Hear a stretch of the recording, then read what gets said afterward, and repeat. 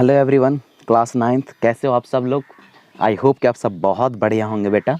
तो चलिए आगे बढ़ते हैं और डिस्कशन को आगे बढ़ाते हैं। और आपके सामने एक मेजर हेडिंग है इवेपोरेशन का, उसको कंप्लीट करते हैं।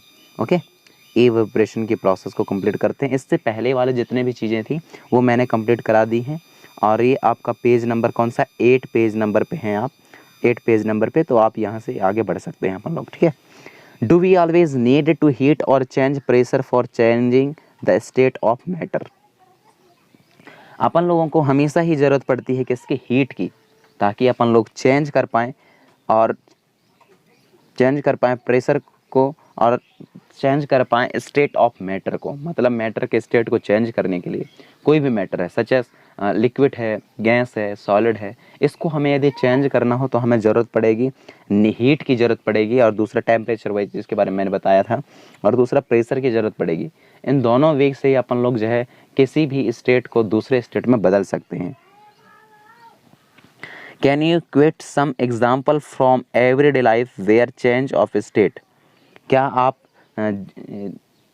एवरीडे लाइफ में कोई ऐसे एग्जाम्पल दे सकते हैं जिसमें स्टेट चेंज होता हो मैटर का? बिल्कुल दे सकते हैं। तो क्या है वो?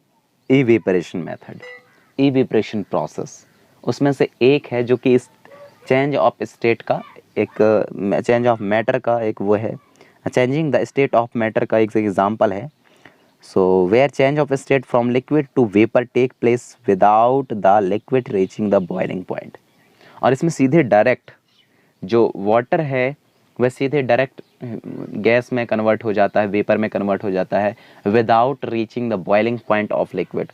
कि अपन लोग ये नॉर्मली जानते हैं कि जो लिक्विड होता है वो सबसे पहले बॉइलिंग पॉइंट में गर्म किया जाए तब जाकर के गैस में कन्वर्ट होता है, लेकिन during the process of evaporation ऐसा नहीं होता, क्योंकि यहाँ जो वाटर है, यहाँ जो लिक्विड है वह डायरेक्ट गैस में या वाटर वेपर पे कन्वर्ट हो जाती हैं। Water when left uncovered slowly change into a vapour. Wet cloth dry up, जैसे कि आप लोग जानते हैं जो गीले कपड़े होते हैं वह लिक्विड स्टेट में बॉइलिंग पॉइंट में ना पहुंचते हुए भी क्या सीधे हो जाते हैं, ड्राई अप, सूख जाते हैं। Okay, what happen to water in the above two example. Water के साथ क्या हुआ, पहले के 2 एग्जाम्पल जो हमने बताए आपको दिए उसमें क्या हुआ वाटर के साथ। We know that the particle of matter are always moving and are never at rest. हमें सब लोगों को पता है कि जो पार्टिकल ऑफ मैटर होते हैं वह हमेशा मूव करते हैं, वह कभी भी एक जगह रेस्ट कंडीशन पे नहीं रह सकते। At a given temperature in any gas, और किसी भी गैस में गिवन टेम्परेचर दिया जाए या टेम्परेचर दिया जाए तब उसमें कुछ चेंजेस आएंगे, लिक्विड हो और सॉलिड में बदल सकते हैं यदि टेम्परेचर का इफेक्ट देखने को मिले तब। There are particle with different amount of kinetic energy, और जो इन पार्टिकल्स रहते हैं किसी भी मैटर के तो उसमें काइनेटिक एनर्जी भी रहती है। ओके, काइनेटिक एनर्जी भी रहती है। In the case of liquid, यदि हम बात करें लिक्विड की, आई small fraction of particle at the surface. क्या है, बहुत छोटा फ्रैक्शन देखने को मिलता है सरफेस पे पार्टिकल ऑफ लिक्विड के, हैविंग हायर काइनेटिक एनर्जी, और उसमें क्या है सबसे ज़्यादा हायर काइनेटिक एनर्जी रहती है। काइनेटिक एनर्जी मीन्स वह एनर्जी जो कि किसी भी पार्टिकल ऑफ मैटर को मूव करने में हेल्प करती हो या मूव करती हो। ओके, उसको काइनेटिक एनर्जी बोल सकते हो आप। is able to break away from the force of attraction, is able to break away, is able to break away, is able to break away from the force of attraction।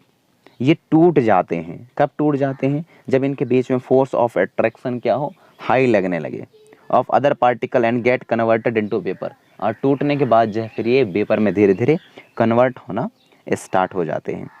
This phenomena of change of liquid into vapor at any temperature below its boiling point is called the evaporation।